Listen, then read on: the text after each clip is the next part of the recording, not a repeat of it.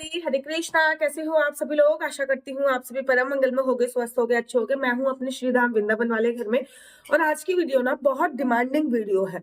आप लोगों ने बहुत रिक्वेस्ट करी तो मुझे पता चला कि मैं आप लोगों के लिए ये वीडियो बना दूं, क्योंकि ना आप में से बहुत सारे लोगों को परिक्रमा के बारे में तो पता है, लेकिन मैक्सिमम लोगों को एक ही परिक्रमा के बारे में पता है, वो है गोवर्धन की परिक्रमा।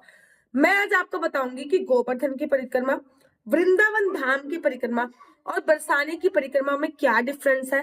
दोनों की परिक्रमा, तीनों की परिक्रमा कितने कितने किलोमीटर की है, तीनों की परिक्रमा कहाँ से स्टार्ट होती है, तीनों की परिक्रमा में कितना कितना समय लगता है, और सबसे बेस्ट परिक्रमा कौन सी है, और आपको कौन सी परिक्रमा करनी चाहिए। क्योंकि मैंने गोवर्धन की परिक्रमा भी करी है, वृंदावन धाम की तो मैंने अनगिनत लेट कर भी परिक्रमा कर दी है, और मैंने बरसाने धाम की भी परिक्रमा करी है। तो मैंने तीनों की परिक्रमा करी है, तो मैं आज आपको तीनों परिक्रमा के बारे में बता रही हूँ। आप लोगों ने श्रीधाम वृंदावन के बारे में सुना होगा, तो मैक्सिमम लोगों को एक ही परिक्रमा पता होगा कि हाँ भैया गोवर्धन की परिक्रमा, गोवर्धन की परिक्रमा, गोवर्धन की परिक्रमा, एक ही परिक्रमा के बारे में पता होगा। लेकिन आप लोगों को पता है वृंदावन धाम की भी परिक्रमा होती है। पहले तो इसका चलन बिल्कुल भी नहीं था। जब 2017 में मैं वृंदावन में आके सेटल हुई थी, केवल जो ब्रजवासी थे वही लोग करते थे। अब तो धीरे धीरे इसका चलन काफी बढ़ गया है। न केवल वृंदावन धाम की, अपितु बरसाना धाम की भी परिक्रमा होती है, जो कि बहुत ही अच्छी है। इन तीनों परिक्रमा में ना, जो आपको सबसे ज्यादा सुख और आनंद देने वाली परिक्रमा है, वो आपको बरसाने धाम की मिलेगी। बताती हूँ क्यों। बरसाने धाम की जो परिक्रमा है ना, वो आपको पूरा अभी भी वही लुक आएगा जैसे कि राधा रानी के समय का था। एकदम गांव का लुक, वहां पे कुछ इतना भी प्रोग्रेस नहीं हुआ, इतनी अभी प्रगति नहीं हुई है, तो प्रॉपर गांव का लुक आएगा। आप ब्रज गोपियों को, बरसाने की जो गोपियां उनको देखोगे अभी भी घूंघट करे हुए, बहुत ही ज्यादा आनंद की प्राप्ति आपको बरसाने धाम की परिक्रमा में होने वाली है। लेकिन हाँ, गोवर्धन की परिक्रमा और कुछ टाइम पहले वृंदावन की परिक्रमा भी ऐसे होती थी, लेकिन वृंदावन में बहुत प्रोग्रेस आ गया। ठीक है ना, परिक्रमा मार्ग अलग से बना दिया गया है, और वहां पे केवल साधु संतों की आश्रम रह गए हैं, तो वो घर वगैरह अब वहां से काफी कुछ हट गए हैं, काफी कुछ अभी है, लेकिन मैक्सिमम हट गए। ठीक ऐसे ही अगर गोवर्धन की परिक्रमा के बारे में बात की जाए, तो गोवर्धन की परिक्रमा में भी काफी मोटिलाइज कर दिया गया है, सब चीजें चेंज कर दी गई। लेकिन बरसाने की जो परिक्रमा है ना, वो आज भी बरसाने की जो गोपियां हैं उनकी गलियों से होती हुई, ब्रज गोपियां, जो बरसाने की गोपियां हैं, वो आज भी आपको लंबा सा घूंघट करके दिखेंगी। वहां पे गैया मैया बहुत सारी दिखेंगी। मैं जब बरसाने की मैंने परिक्रमा दिखी करी, एक भी महिला मुझे ऐसा ना दिखी जिसके सिर नहीं ढका हुआ था। बहुत अच्छा लगा मुझे। प्रॉपर गांव का लुक आ रहा था। मिट्टी के घर आज भी बने हुए आपको मिल जाएंगे, जो कि बहुत अच्छा आनंद की प्राप्ति देते हैं सच्ची में। वहां पे ऐसा फील होता है कि हाँ, हमारी राधा रानी जो है वो किसी टाइम पे ऐसे ही रहा करती थी, और हमारी राधा रानी यहीं पर रहा करती थी। ऐसा फील हमको अभी भी बरसाने की परिक्रमा में होता है। तो चलो, सबसे पहले मैं बात करती हूँ आपको वृंदावन के राजा कहे जाने वाले बाके बिहारी जी से, मतलब वृंदावन धाम की परिक्रमा से मैं बात करती हूँ।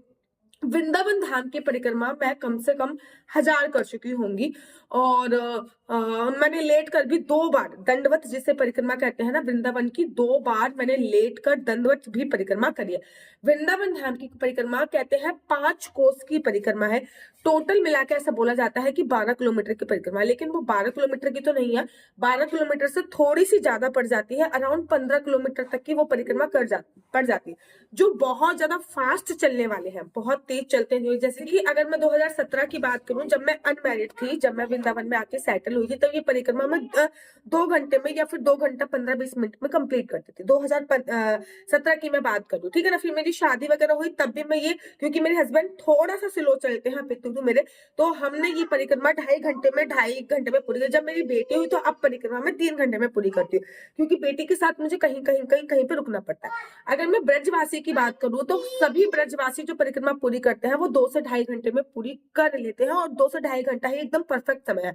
हाँ, आपको चलने में कोई प्रॉब्लम है, आपको बहुत ऐसे से चलना नहीं, मतलब घुटने में कोई प्रॉब्लम है, या फिर आप बहुत धीमे धीमे चलते हैं, क्योंकि मैंने बड़े सारे लोगों के साथ परिक्रमा करी है। मेरा नीचे ये सेवार्थ है, इसमें रेगुलर कोई ना कोई आता रहता है, तो मैं बड़े सारे लोगों के साथ परिक्रमा करी है। कभी मध्य प्रदेश वालों के साथ, कभी हरियाणा हरियाणा वाले बहुत तेज चलते हैं, ठीक है ना।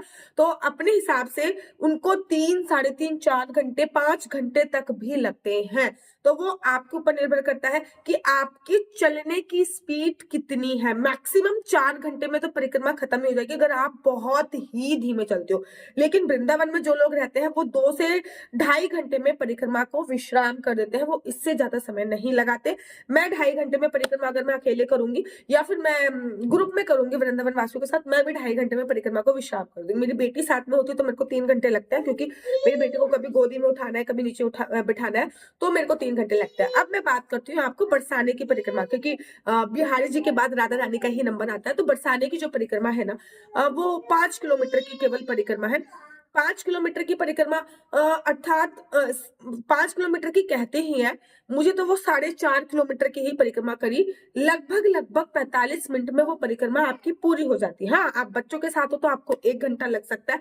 बहुत छोटी परिक्रमा है, बहुत बड़ी परिक्रमा नहीं है, लेकिन बरसाने की परिक्रमा में आपको आनंद की प्राप्ति बहुत आती है, बहुत ज्यादा आनंद की प्राप्ति आपको बरसाने की परिक्रमा में होती तो बरसाने की परिक्रमा यहाँ पे राधा रानी की सीढ़ियां है वहीं से प्रारंभ होती है।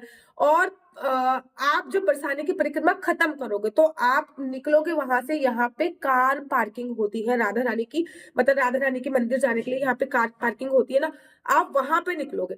जब आप वहां पे निकलोगे तो आप सीधा राधा रानी के मंदिर चले जाओगे। तो ऐसे ऐसे सीधे धाम वृंदावन की परिक्रमा की भी मैं बात करूँ ना, तो आप परिक्रमा मार्ग में कहीं से भी स्टार्ट कर लो, घूम फिर के आपको उसी जगह पे आना, चाहे आप अटल्ला चुंगी से स्टार्ट करो, चाहे आप गोदीपुरम तो बीच में आते ही नहीं है, चाहे आप पानी गांव से स्टार्ट करो, बहुत सारी जगह आती है। तो आप कहीं से भी स्टार्ट करो, घूम फिर के आपको वहीं पे ही आना है, बहुत सारी जगह बोर्ड ही लगे हुए हैं। अब मैं गोवर्धन की बात करती हूँ। इन सब में सबसे बड़ी परिक्रमा जो है वो गोवर्धन की परिक्रमा है। गोवर्धन में ना 2 परिक्रमा आती है। तो गोवर्धन की ना 2 परिक्रमा होती है, एक कृष्ण परिक्रमा बोलते हैं, एक राधा परिक्रमा बोलते हैं। कोई कोई इसको ऐसे भी बोलता है कि बड़ी परिक्रमा और छोटी परिक्रमा। गोवर्धन की परिक्रमा 7 कोष की परिक्रमा बोली जाती है और कहते हैं 21 किलोमीटर की परिक्रमा। पहले वो 21 किलोमीटर की थी, लेकिन जब मोटिलाइज किया गया, उसको रोडें वगैरह बनाई गई, तो वो अराउंड 25 किलोमीटर तक की परिक्रमा आपकी पड़ जाती है। बड़ी परिक्रमा तो बड़ी आसानी से हो जाती है। 6 घंटे आपको उस परिक्रमा में लगते ही लगते हैं, 5 या 6 घंटे आपको उस परिक्रमा में लगेंगे ही लगेंगे। बड़ी परिक्रमा बड़ी आसानी से हो जाती है। जैसे ही आप छोटी परिक्रमा, जिसको राधा मई परिक्रमा बोलते हैं, वो परिक्रमा करने के लिए जाते हो ना, वैसे ही आपके चरणों में पैरों में दर्द होने लगता है। तो अब मैंने कहा ना 21 किलोमीटर तो लगता ही है, लेकिन वो प्रॉपर जब रोड चौड़ी करी गई तो वो घुमाते घुमाते 25 किलोमीटर हो गई। गोवर्धन की परिक्रमा के बीच बीच में बहुत सारी जगह आती है, जैसे कि मानसी गंगा आ गया। गोवर्धन की परिक्रमा में गोवर्धन महाराज जी आते हैं, मानसी गंगा जी आती है, और भी बहुत सारे मुखार बिंदु आता है, बहुत सारी चीजें आती है। गोवर्धन की परिक्रमा के बीच में ना आलू की जलेबियां भी आती है, जो मैं हमेशा खाती हूँ। अगर आपको डिटेल में जानकारी चाहिए तो मैं डिटेल में भी बता दूंगी। गोवर्धन की परिक्रमा भी मानसी गंगा से प्रारंभ होकर मानसी गंगा पर ही विश्राम करी जाती है। गोवर्धन की परिक्रमा 6 किलोमीटर की होती है। और गोवर्धन की परिक्रमा के भी कुछ नियम है, जैसे कि कोई दूध से परिक्रमा करता है, कोई पानी से परिक्रमा करता है। अपने अपने रूल्स रेगुलेशन, अपने अपने नियम होते हैं, जो भी आपने मांग रखा हो। गोवर्धन की परिक्रमा भगवान श्री कृष्ण ने जो गोवर्धन उठाया था, उस गोवर्धन के चारों तरफ की जाती है। वृंदावन की परिक्रमा पूरे वृंदावन में जितने भी घर आते हैं उनके बीच में की जाती है। ठीक ऐसे ही बरसाने की जो परिक्रमा होती है, बरसाना बीच में होता है और चारों तरफ से परिक्रमा करी जाती है। तो ये 3 परिक्रमा होती है। आप में कितनी कैपेसिटी है उसके हिसाब से आप परिक्रमा कर सकते हो। ऐसा नहीं है कि आप एक ही दिन में तीनों परिक्रमा नहीं कर पाओगे।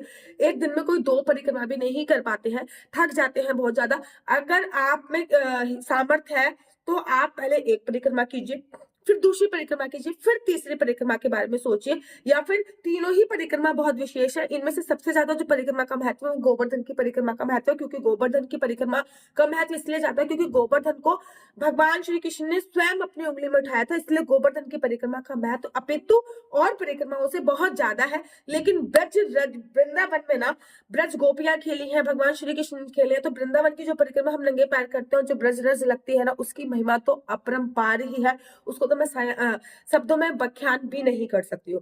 मेरा नंबर है 4 बार 9 20 25 65। मैं दोबारा से रिपीट करती हूँ, 4 बार 9 20 25 65। आपका बच्चा जॉब करेगा क्या बिजनेस करेगा, बिजनेस करेगा तो किस फील्ड में बिजनेस करेगा, जॉब करेगा तो किस फील्ड में जॉब करेगा, आपका लकी नंबर क्या है, लकी कलर क्या है, आपकी शादी का योग्य कब बन रहा है, ये सब आप मेरे से कुंडली के माध्यम से प्राप्त कर सकते हैं।